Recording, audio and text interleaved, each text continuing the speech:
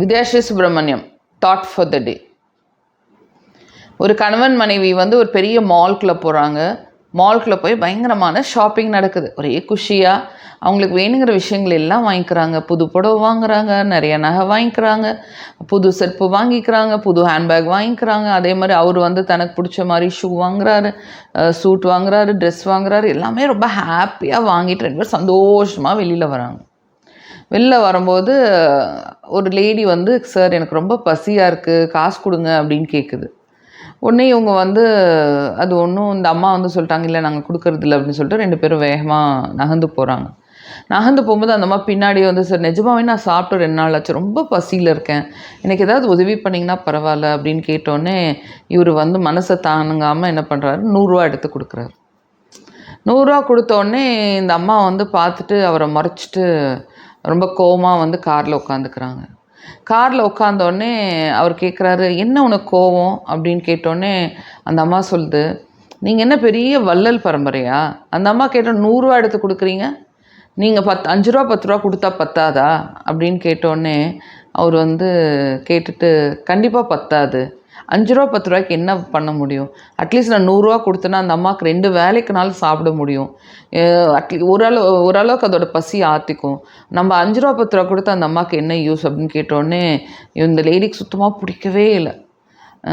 அள்ளி அள்ளி கொடுங்க, இதுக்கெல்லாம் ஒரு லிமிட்டே இல்லை, சும்மா ஒரு 10 20 ரூபா கொடுத்துருக்கலாம் அப்படின்னு புலம்பிட்டே உட்காந்தம்போது அப்புறம் அவர் மெதுவாக சொன்னாரா, இப்போ நம்ம ஷாப்பிங் போனோம் இல்லையா, ஷாப்பிங் பண்ணப்போ நமக்கு வேணுங்கிற திங்ஸு, நகை, செருப்பு எல்லாமே வாங்கிட்டு வந்தோம், லட்சக்கணக்கான செலவு பண்ணிட்டு வந்திருக்கோம். ஆனால் இந்த அம்மா கேட்டது ஒரு 100 ரூபா தான். நம்ம செலவு பண்ண காசுக்கும் நம்ம அந்த அம்மா கொடுத்த காசுக்கும் எந்த சம்மந்தமே இல்லை, எந்த விதமான கம்பேரிசனே இல்லை, அந்தளவுக்கு செலவு பண்ணியிருக்கோம். ஒரு 100 ரூபா கொடுக்கறதுனால என்ன ஆக போகுது அப்படின்னோடனே இந்த அம்மா நம்ம சிறுக சிறுக சேமிச்சா தானே நம்ம வாழ்க்கை நல்லாயிருக்கும், நம்ம இப்படி மாதிரி தாராளமாக எதுக்கு கொடுக்குறோம், நம்ம பொருள் வாங்குகிறோம், நமக்கு இஷ்டம் அப்படின்னு வாங்குகிறோம், ஆனால் அந்த அம்மாவுக்கு கொடுக்குறது வேறு அப்படின்னு சொல்லும்போது அவர் எக்ஸ்பிளைன் பண்ணார், பாரு நம்ம ஒருத்தரோட வாழ்க்கையில் டிசீஸ், டிசபிலிட்டி, டெத், அதாவது உடம்பு சரியாமல் போகிறது, இல்லை முடமாகிறது, இல்லை இறப்பு, இந்த 3மே நம்ம வாழ்க்கையில் கண்ட்ரோலே கிடையாது. நமக்கு எப்போ வரும் எப்போ போகும்னு தெரியாது. வாழ்க்கையில் கடவுள் நமக்கு நேராச்சு அப்படின்னு சொல்லிட்டு இந்த 3மே நம்ம கொடுக்க வரும்போது இந்த மாதிரி செயல்கள் கூட அது தள்ளி போடுறதுக்கான வாய்ப்புகள் இருக்குது. ஒருத்தருக்கு நல்லது செய்கிறனால அவங்களுக்கு பல விஷயங்கள், பல நேரம் அது பெரிய உதவியாக இருக்கும். 2 வேளை அந்த அம்மா சாப்பிட்டு திருப்தி ஆகும்போது நம்மளை வாழ்த்துறதுக்கு வாய்ப்பு இருக்குது இல்லையா, அது வாழ்த்து ரொம்ப நமக்கு முக்கியம் அப்படின்னு சொன்னோன்னே இவங்களுக்கு ரொம்ப கஷ்டமாயிருது. நம்ம வெளியில் போயிட்டு எங்கே போயிட்டு வரும்போதும் ஏதோ ஒரு உதவி மற்றவங்களுக்கு பண்ணணும். இப்போது என்ன ஆச்சுன்னா, இப்போ நம்ம கோயிலுக்கெலாம் போகிறோன்னா ஒரு 3-4 கோயிலுக்கு போகிறோம். எல்லா கோயிலையும் பார்த்திங்கன்னா 10 பேர் நிற்கிறாங்க.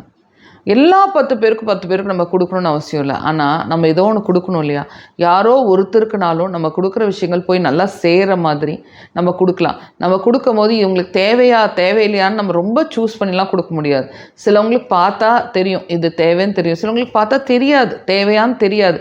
ஆனால் நம்ம மனசு ஒன்று சொல்லும், இவங்களுக்கு கொடுன்னு சொல்லும் இல்லையா, அவங்களுக்கு மட்டும் திருப்தியாக கொடுத்துட்டு வரணும். ஓகே, நம்ம கொடுக்கறத நிறுத்தக்கூடாது. ஆளை பார்த்து கொடுக்கணுன்னு அவசியம் இல்லை. நம்ம மனசுக்கு தோணும் இவங்களுக்கு கொடுக்கலான்னு சொல்லி அவங்களுக்கு மட்டும் நல்லா கொடுத்துட்டு அட்லீஸ்ட் அவங்க ஒரு வேளை அது திருப்தியாக சாப்பிட முடியுமா அப்படின்னு சொல்லிட்டு செக் பண்ணி நம்ம கொடுக்கலாம். ஓகேயா?